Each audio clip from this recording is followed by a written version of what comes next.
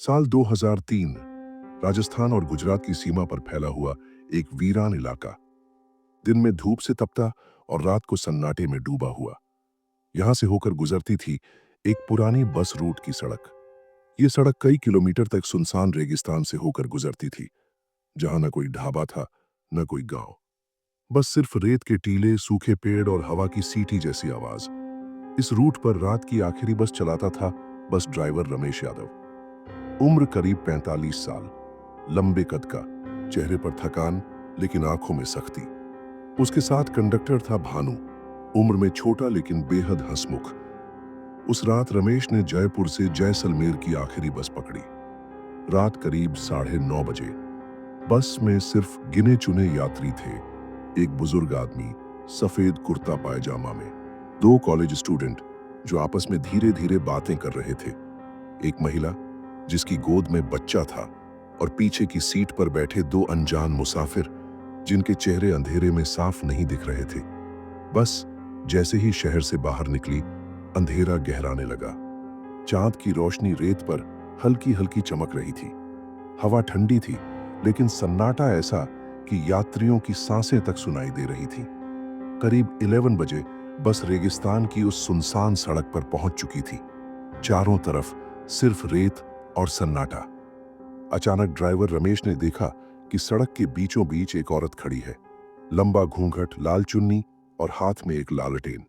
रमेश ने जोर से ब्रेक मारे। यात्रियों में हलचल मच गई। भानु बोला, अरे ड्राइवर साहब, रेगिस्तान के बीच ये औरत कहां से आ गई? वो औरत धीरे धीरे बस की तरफ बढ़ी। उसका चेहरा अभी भी घूंघट से ढका हुआ था। बुजुर्ग यात्री बोले, मत रोकना, ये इंसान नहीं है। रमेश की रीढ़ में सिहरन दौड़ गई, लेकिन उसने हिम्मत करके एक्सीलेटर दबाया और बस को तेजी से आगे बढ़ा दिया। पीछे मुड़कर देखने पर सड़क एकदम खाली थी। कोई औरत नहीं, कोई लालटेन नहीं। करीब आधा घंटा आगे बढ़ने के बाद बस के इंजन से अजीब सी आवाज आने लगी। रमेश ने बस रोक दी। चारों तरफ गहरा अंधेरा था। बस की हेडलाइट्स दूर तक रेत को रोशन कर रही थी। भानु नीचे उतरा और इंजन देखने लगा। तभी यात्रियों ने सुना, बस के पीछे कोई बच्चे के रोने की आवाज आ रही थी। महिला घबरा गई। ये आवाज मेरे बच्चे की नहीं है। सभी लोग सन्न रह गए। पीछे जाकर देखा तो कुछ नहीं था। बस के पीछे सिर्फ रेत उड़ रही थी। रात के करीब 1:30 बजे रमेश गाड़ी चला रहा था कि अचानक उसे लगा बस में सन्नाटा है। उसने शीशे में पीछे देखा। बस की 5 सीटें खाली थीं। वो बुजुर्ग यात्री, वो दोनों स्टूडेंट और पीछे बैठे मुसाफिर सब गायब हो चुके थे। भानु कांपते हुए बोला, ड्राइवर साहब, ये लोग उतरे कब? मैंने तो किसी को दरवाजा खोलते नहीं देखा। रमेश के माथे पर पसीना आ गया। अब बस में सिर्फ वही भानु और वो औरत बची थी जिसके साथ बच्चा था। करीब 3 बजे सुबह बस उस सड़क के आखिरी मोड़ पर पहुंची। वहां एक टूटा हुआ बोर्ड पड़ा था जिस पर लिखा था, यहां रात को सफर करना मना है। 1995 में इस बस के सभी यात्री एक हादसे में मारे गए थे। रमेश का दिल दहल गया। उसने पीछे मुड़कर देखा। वो औरत और उसका बच्चा भी गायब थे। बस अब बिल्कुल खाली थी। भानु डर से चीख पड़ा, साहब, ये तो वही बस है जो हादसे में मरी थी और हम। उसी वक्त बस का इंजन बंद हो गया। हेडलाइट बुझ गई। चारों तरफ घुप अंधेरा। और फिर वही औरत लाल घूंघट में खिड़की के पास खड़ी दिखी। उसका चेहरा सड़ा गला, आंखें खून से भरी। उसने कहा, हर रात यही सफर दोहराया जाता है। रमेश और भानु की चीख रेगिस्तान में गूंज उठी। बस का इंजन बंद हो चुका था। चारों तरफ सिर्फ अंधेरा और सन्नाटा। रेत के टीलों पर चलती ठंडी हवा एक अजीब सी सीटी जैसी आवाज निकाल रही थी। रमेश के हाथ कांप रहे थे, लेकिन उसने अपने आप को संभाला और इग्निशन घुमाकर इंजन चालू करने की कोशिश की। ट्रारर, टकक टकक आवाज आई, लेकिन बस स्टार्ट नहीं हुई। भानु धीरे धीरे कांपती आवाज में बोला, साहब, लगता है अब हम भी उसी हादसे का हिस्सा बनने वाले हैं। रमेश ने झल्लाकर कहा, चुप कर। अगर डर दिखाएंगे तो बचने की उम्मीद भी मर जाएगी। लेकिन उसी पल खिड़की के शीशे पर किसी के नाखून रगड़ने की आवाज आई। ची। दोनों की नजरें उस तरफ गईं। खिड़की पर वही औरत खड़ी थी। लाल घूंघट, हाथ में लालटेन, लेकिन उसका चेहरा अब पूरी तरह नजर आ रहा था। आधा सड़ा हुआ, आंखें बाहर निकली हुई और होठों से खून टपक रहा था। वो धीरे धीरे मुस्कुराई और बोली, तुम भी अब हमारे साथ हो। अचानक हेडलाइट अपने आप जल उठी। सामने सड़क पर वो सभी यात्री खड़े थे, बुजुर्ग आदमी, कॉलेज के दोनों लड़के, औरत अपने बच्चे के साथ, सब। लेकिन अब उनके चेहरे बदल चुके थे।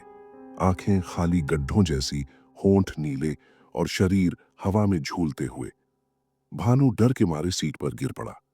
रमेश ने तुरंत एक्सीलेटर दबाया और चमत्कार हुआ, बस का इंजन चालू हो गया। उसने बिना सोचे गाड़ी तेज कर दी, लेकिन जैसे जैसे बस आगे बढ़ती, सड़क पर वही यात्री बार बार सामने आते और फिर गायब हो जाते। ऐसा लग रहा था मानो बस एक ही जगह घूम रही हो। करीब आधे घंटे बाद अचानक बस की हेडलाइट से एक गांव दिखाई दिया। रेगिस्तान में गांव। रमेश और भानु की आंखें फटी की फटी रह गईं।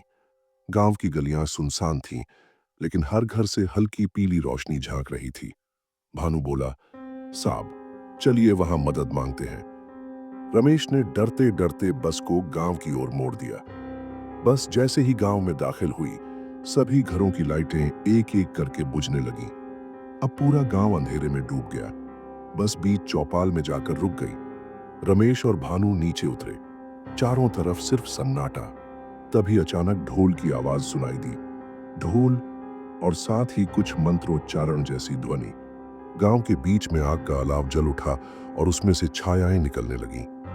वो छायाएं इंसानों की तरह थीं, लेकिन चेहरे धुंधले और आंखें चमकती हुई। एक बूढ़ी परछाई आगे आई और भारी आवाज में बोली, तुम यहाँ क्यों आए हो? ये गांव नहीं, आत्माओं का डेरा है। यहाँ सिर्फ वही आते हैं जो कभी उस बस के यात्री रहे या जिन्हें उस सड़क ने अपना शिकार बनाया। रमेश ने कांपते हुए पूछा, कौन सी बस, कौन सा हादसा? बूढ़ी आत्मा बोली, साल 1995 की रात एक बस इसी सड़क पर पलटी थी। बस ड्राइवर, कंडक्टर और यात्री सब जिंदा जल गए। तब से हर रात उनकी आत्माएं नई बस और नए यात्रियों को फंसाकर इस गांव में ले आती हैं और सुबह होने से पहले उनकी आत्माएं इस रेगिस्तान में समा जाती है। भानु ने चीख कर कहा, नहीं, ये झूठ है। बूढ़ी आत्मा मुस्कुराई, अगर झूठ है तो सुबह तक जिंदा रहना, फिर देखना। रमेश और भानु बस की ओर भागे, लेकिन अब बस वैसी नहीं थी। उसकी खिड़कियां टूटी हुई, सीटें जली हुई और अंदर से जलते हुए मांस की गंध आ रही थी। भानु पागलों की तरह चिल्लाने लगा, ये वही बस है साहब, वही हादसे वाली बस। रमेश ने आंखें बंद करके इंजन चालू करने की कोशिश की और फिर इंजन स्टार्ट हो गया। लेकिन जैसे ही उन्होंने गाड़ी आगे बढ़ाई, बस के सभी शीशों पर खून की धारियां बहने लगीं। पीछे से यात्रियों की आत्माएं बस के भीतर घुसने लगी। बस का इंजन तो चल रहा था, लेकिन अंदर की हालत अब और डरावनी थी। खिड़कियों पर खून की धारियां बह रही थीं, सीटों से धुएं की गंध आ रही थी और यात्रियों की आत्माएं धीरे धीरे अंदर घुस रही थीं। भानु कांपते हुए रमेश से चिल्लाया, साहब, अब हम बच नहीं सकते। ये वही हादसे वाली बस है। रमेश ने हिम्मत जुटाकर जवाब दिया, जब तक सुबह नहीं होती हमें लड़ना होगा, वरना हम भी इस शाप का हिस्सा बन जाएंगे।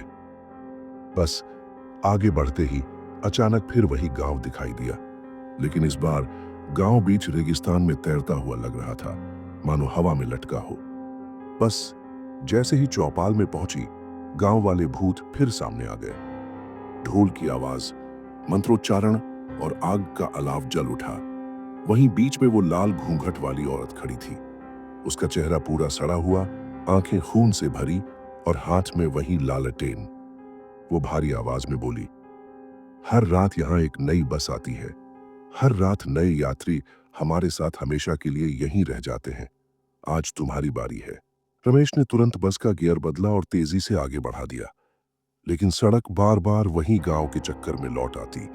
कभी बस गांव की चौपाल में, कभी रेगिस्तान की उसी टूटी सड़क पर, तो कभी अंधेरे में डूबे टीले पर। भानु पागल होकर रोने लगा, ये एक चक्र है साहब, हम कहीं नहीं जा सकते। रमेश चिल्लाया, चुप कर, कोई ना कोई रास्ता होगा। अचानक बस की हेडलाइट्स में एक आकृति दिखाई दी। एक बूढ़ा आदमी ड्राइवर की वर्दी में जलता हुआ चेहरा लिए वो बस के सामने खड़ा होकर बोला, मैं वही ड्राइवर हूं जिसने इस रूट पर आखिरी बस चलाई थी। हादसे के बाद हम सब आत्माएं बन गए। अब इस सड़क से कोई जिंदा नहीं गुजर सकता। रमेश ने हाथ जोड़कर कहा, कृपा करो ने हमें जाने दो, हमने तुम्हारा क्या बिगाड़ा है। ड्राइवर की आत्मा बोली, हम सब इस सड़क से बंधे हैं और अब तुम भी। बस के अंदर अचानक सभी आत्माएं प्रकट हो गई। बुजुर्ग, स्टूडेंट्स, महिला, बच्चा, सब। वे चीखने लगे, कराहने लगे और रमेश भानु की तरफ बढ़ने लगे। रमेश ने हिम्मत जुटाकर बस को सीधी रफ्तार में डाल दिया। अगर मरना ही है तो लड़ते हुए मरेंगे। उसने एक्सीलेटर दबाया और बस को पूरी स्पीड से रेगिस्तान के बीच उस काले धुएं वाले मोड़ की तरफ मोड़ दिया। आवाज गूंजी, नहीं वहां मत जाना। लेकिन रमेश ने हार नहीं मानी। जैसे ही बस उस काले धुएं से गुजरी, चारों तरफ एक तेज धमाका हुआ। बस के शीशे फट गए, यात्रियों की आत्माएं चीखकर हवा में घुल गईं। भानु ने अपनी आंखें बंद कर लीं। कुछ देर बाद जब उसने आंखें खोलीं तो देखा सुबह का उजाला फैल चुका था।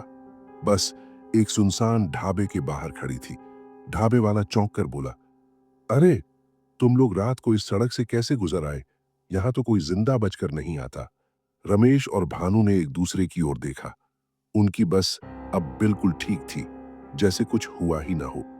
दोनों राहत की सांस लेने ही वाले थे कि तभी बस के पीछे से बच्चे के रोने की आवाज आई। दोनों ने डरते डरते पीछे झांका। वहीं लाल घूंघट वाली औरत अपनी गोद में बच्चे को लिए बैठी थी। वो धीरे से मुस्कुराई और बोली, सफर अभी खत्म नहीं हुआ। रमेश और भानु की चीख ढाबे के सुनसान आंगन में गूंज उठी। इस तरह कहानी यहीं खत्म होती है, डरावने अंत के साथ। दोस्तों, अगर आपको हमारी कहानी पसंद आई है तो एक कमेंट जरूर करना। धन्यवाद।